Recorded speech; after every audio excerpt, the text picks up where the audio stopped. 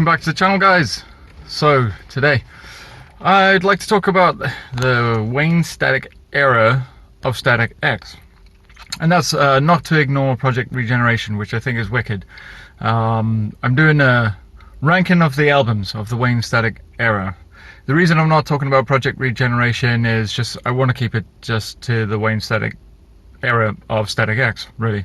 But the other thing is I haven't actually heard all of Project Regeneration. I've only heard a couple of tracks in isolation from each of the two records, maybe 2 or 3 off of the second one, and probably only a couple of the first one. I've been a lazy git and just haven't got out and bought them. Sorry about that, guys. But look, I mean, I've had a look at the live footage and stuff like that, and generally I think they're doing a really great job with Zero. He's doing a really good job kind of fronting Static X in its current incarnation, and the stuff that they're putting out sounds really true to the vision. So I don't have a problem with them or anything like that. I just want to keep this, yeah, like I said, kind of restricted to the Wayne Static era. So yeah, I'm going to go through the 6 records during his time, and I'm just going to rank them and talk about why, you know, I've placed them where I've placed them, I guess, more than anything else. It's just a bit of a celebration, a tipping of the hat to Static X. I was never really into nu metal as such. Was never really my cup of tea, particularly because of the like R&B fused influences that were making their way into most of the projects. It just didn't really float my boat. But I found myself in Augsburg in Germany for like New Year's, Christmas holiday, visiting my father there, who'd left South Africa. He was a guitar player as well, guitar player and songwriter, but his day job was working construction, and some of the guys from the construction crew in South African, they didn't get paid by well, he didn't get paid by the contractor, and he was acting as subcontractor. He couldn't pay the guys on time. A bunch of the guys broke into his house. They tortured him. He had like 350 cigarette burns on his back. They broke his jaw with a gun, butt of a gun. They played Russian roulette with him. They smeared shit all over his fridge and up his walls and all that kind of stuff. You know, like basically took a dump in his house and smeared it all over the place, smashed wine bottles all over the place. He was just like, I'm having enough, I'm off, I'm away. Born and raised an Englishman, so he went back to England but had to follow the money, and that's what took him to Germany. Anyway, he met someone there and they had a bistro together. So when I went over there, that's where I was staying. And I remember distinctly sitting about, just chilling out watching MTV, and I think the video, I think it was for Push It, that dropped, and this would have been like '99, you know, when the record was fresh, and yeah, I just remember being blown away. My older brother was into dance music, sort of like deep house and trance and stuff like that, and yeah, so I'd always sort of like piggybacked with him around to clubs and stuff like that, and it wasn't really my scene, but I found myself there. I do like a little bit of like digital dance music here and there, like Infected Mushroom would be quite a good example. Stuff that's like really bonkers off the wall, has a bit of complexity to it. You know, there's intelligence in the design. Let's say that.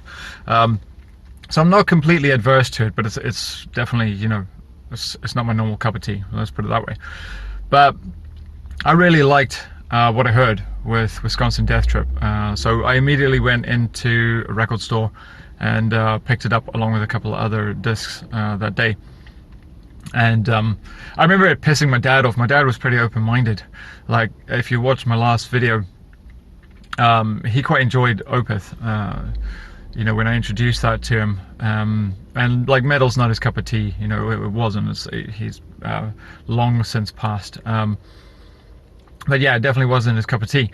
But yeah, he still found the musicality enjoyable, but Static X was pushing it. I guess it sounded, you know, too digital for him. So yeah, I just remember it pissing him off all the time, but I really enjoyed it. Anyway, let's climb into the records. So at number 6, I'm going to put Cult of Static. There's a couple of decent songs on it, but overall I it sounds a little bit like it's done by numbers, like maybe it's Wayne's sort of gone through the motions of writing a record. It just doesn't sound as inspired as the others. But there's still a couple of really good tunes on it. Z28 is okay. It's kind of stock sounding. Doesn't have any like super ear-catching riffs, but it's okay. It rocks along quite nicely. Hypure is actually a song I quite like quite a lot, and I used to play it. If any of you had a PS3, played Wipeout HD on it, you could have like custom soundtracks while you're playing that game. And yeah, I always had Hypure as one of those tracks that I'd be piloting to playing online. Stingray would be the same, and it's got a really cool riff. There's a real drive to the riff, you know, the verse riff and the chorus. It lacks a bit of atmosphere though. It's a little like dry sounding. You know, it could have done with a bit more like reverb, like delay, maybe some vocal harmonies or something like that. Skin's pretty cool.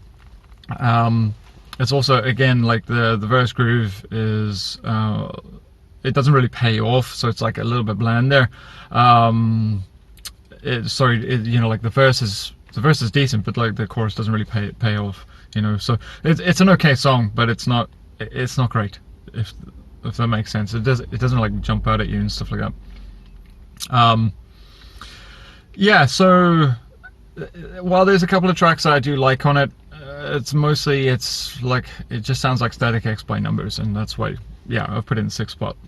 But it's not a bad record. Start of War I have in the 5th position.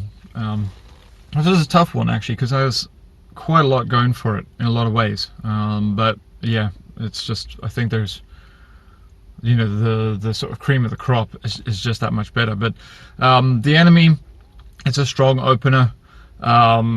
You know, gets straight up to speed, and gets you like into the record. It's like, okay, here we go. Look, and it's got really strong chorus to it as well. Really catchy. Start of War, it's got like fresh vocal ideas in the verse. All this sort of like raspy, whispery type sound that Wayne was starting to experiment with. It's not the first time he used it, but it sort of takes center stage in that song.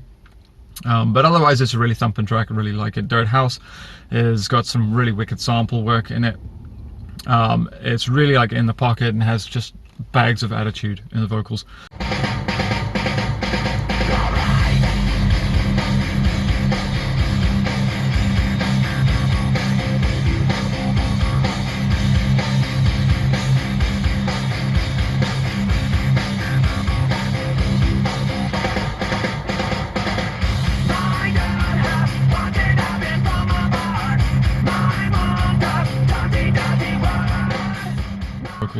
Skinny Man, it takes a bit of time to build, but there's great payoff in the chorus, great vocal work. The drum kit sound actually on that record really pays off. The sort of Nick Oshiro sound, although it's not my favorite drum sound in the context of Static X, I think he did a great job while he was in the band.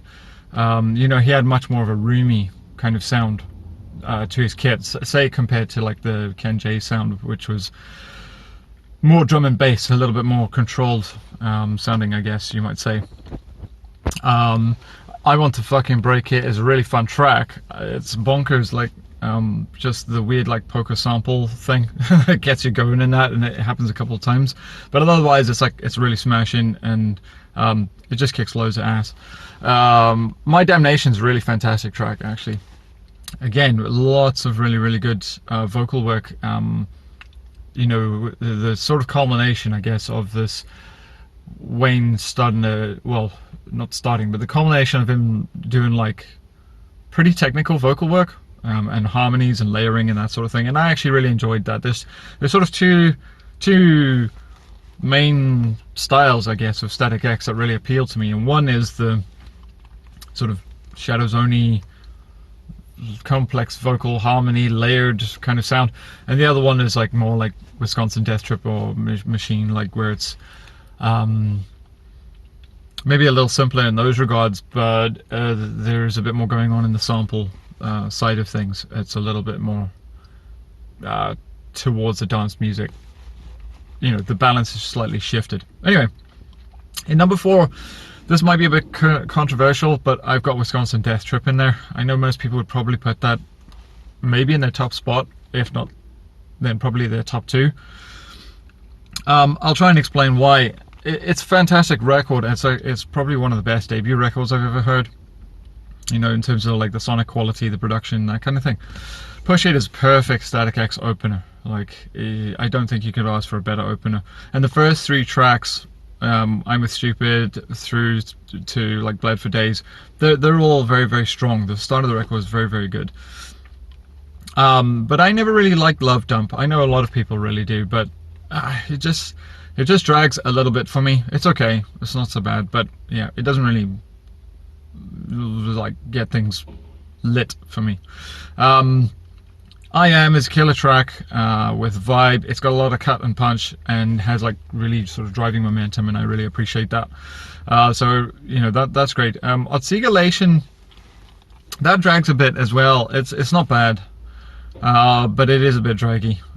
Stem drags up quite a bit as well, but it is kind of trippy in the right setting, if you know what I mean. So it does have vibe, you know. Sweat of the Bud is a really, really kick-ass song. And I can't find fault, again, really driving. Lots of momentum. Fix is a solid track as well, with a lot of slam and attitude, and Wisconsin Death Trip is also amazing. But then the sort of closing of the record, I find it just gets a little like too draggy again, and it's quite a long stretch to the end of the record. And I think that's the main reason why I've sort of kind of marked it down, I guess, is there's too many moments where there's like a lull in the energy and it just drags a bit. And yeah, it is very trippy, and yes, it's got a lot of atmosphere and a lot of vibe, and that's something that maybe is missing from some of the other records that even I've placed higher than this. But I don't think that's enough to make up for it, if that makes sense. So yeah, and you know, it's their first record as well. I don't think they really had everything kind of worked out and just fine-tuned, so I think it's to be expected.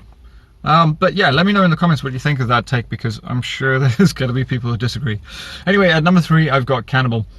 I really, really like this record, and I really toyed with the idea of it being higher up, but when I listened last night and I went over track by track just to keep myself right, you know, I couldn't quite justify it. Anyway, but I love this, and I thought it was really good, sort of comeback moment in some ways, because you know, I remember getting the Cannibal Killers live DVD and just thinking like, fuck, some of this material is just so on point. And it I think some of the sample work that kind of stands out for me. It took me a little bit more back towards Wisconsin and Machine in some ways, even though it had some of the more modern production style and guitar tone and that sort of guitar bass interaction, that real mid-rangey crunch they developed later on. Yeah, so it had a good mixture of elements. But anyway, it's pretty consistently good almost the entire way through the album. It's really only the last track that I don't really get along with. You know, Cannibal itself has got loads of drive, killer samples, no submission, it keeps the pulse up, it's got that nice intense drum and bass vibe, which is kind of cool. Behemoth is, like, for me, is just fantastic, standout track.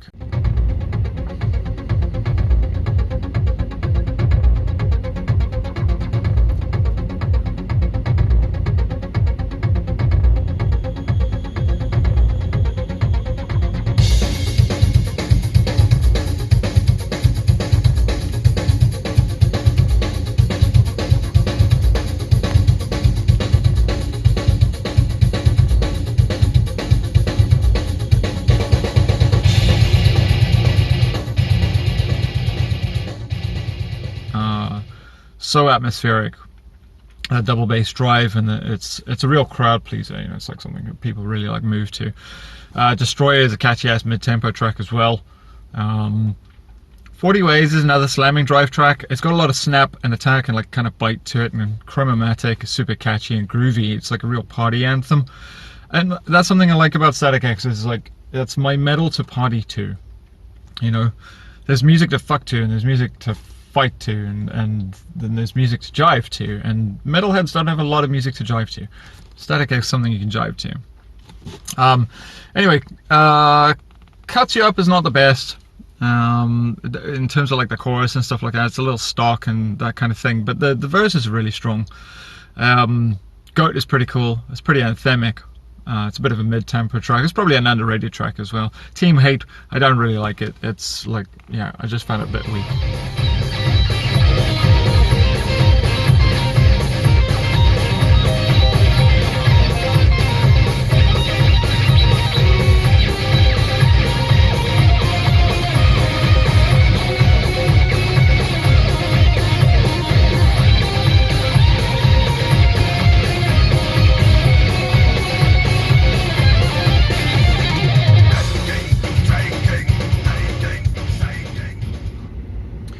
I think it's really noteworthy as well about Cannibal that you know, you had the addition of guitar solos from, and obviously the return of Koichi Fukuda to the band, and I really welcomed it. Like, he's really underrated guitar player. The playing is actually really quite tasty.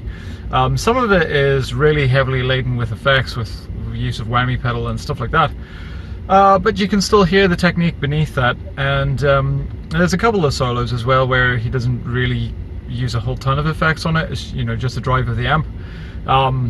Yeah, guy's a great player, but obviously in the context of Static X, there's a certain sonic quality that kind of fits the band. If you're gonna do leads, it needs to come across as almost sample-like, and I think he does that really well.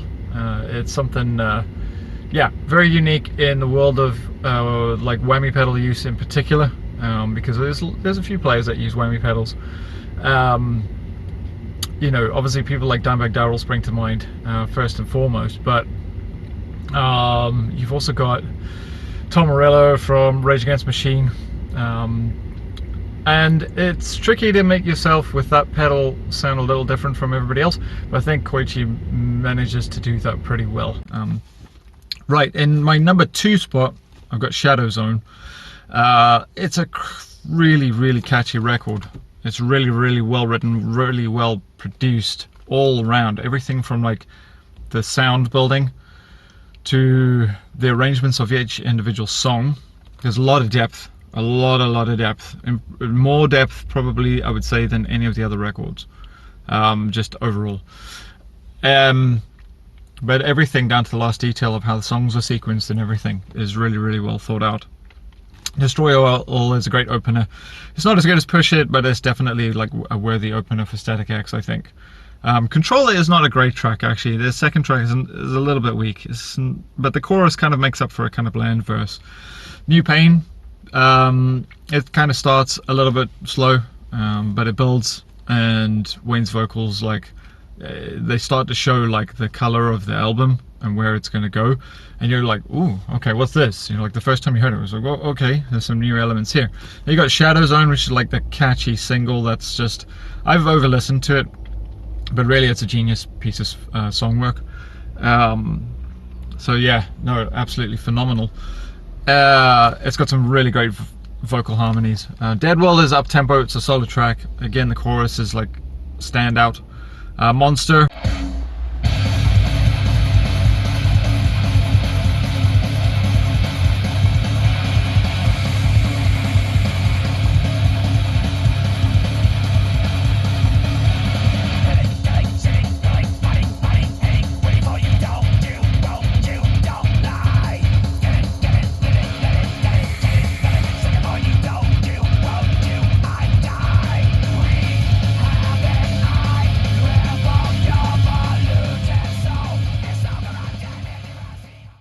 Proper blastic, frantic, up-tempo, mental staccato thing. That's crazy. Like, that's ludicrous. It's so fast, so tight.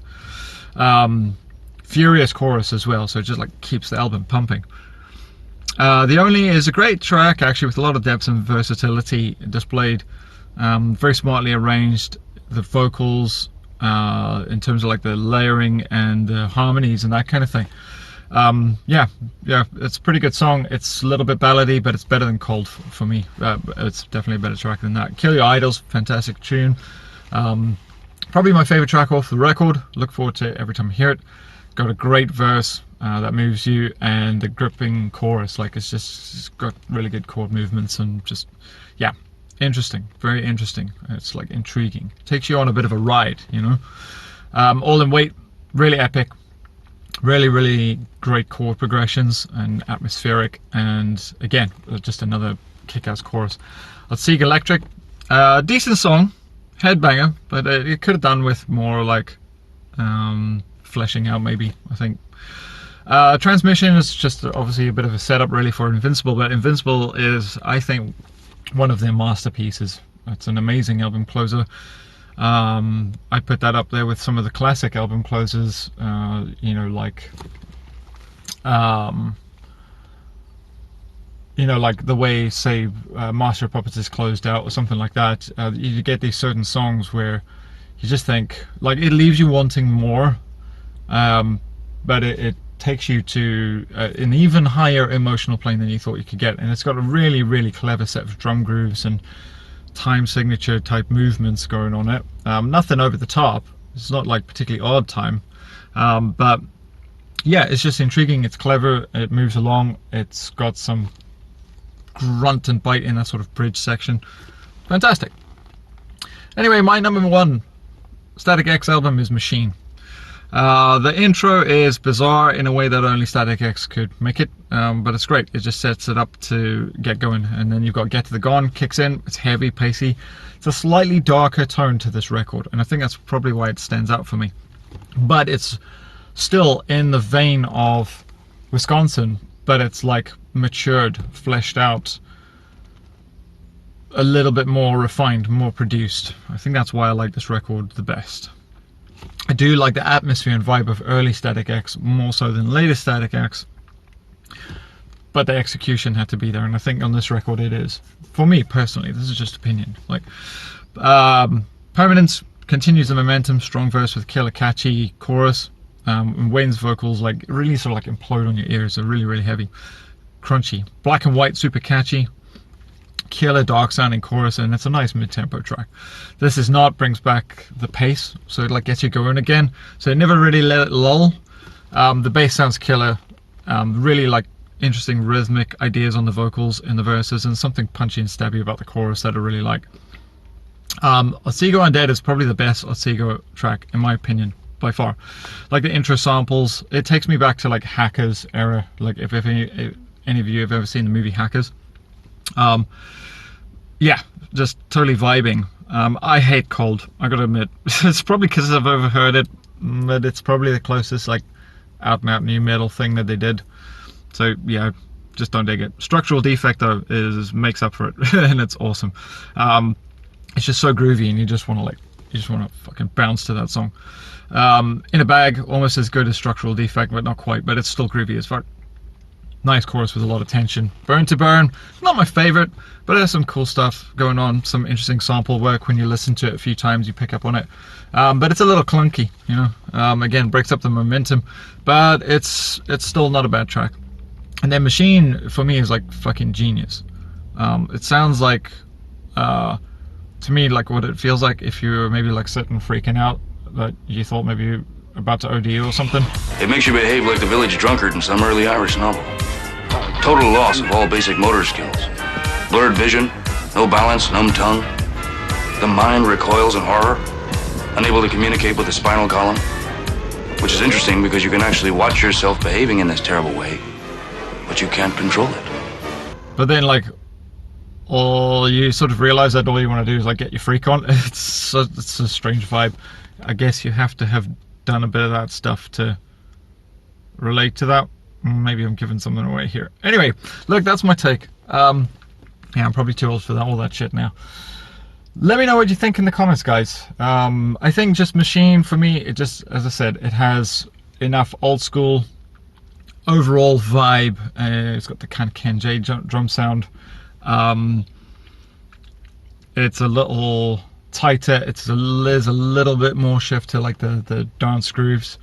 Whereas maybe like from Shadow Zone onwards, it's a little bit more focused to the metal and a little bit more like more of a rock drum sound, you might say, rather than a drum and bass kind of drum sound to it. There's just little elements like that that kind of offset it, but it's really tight. I'm kind of picking over these.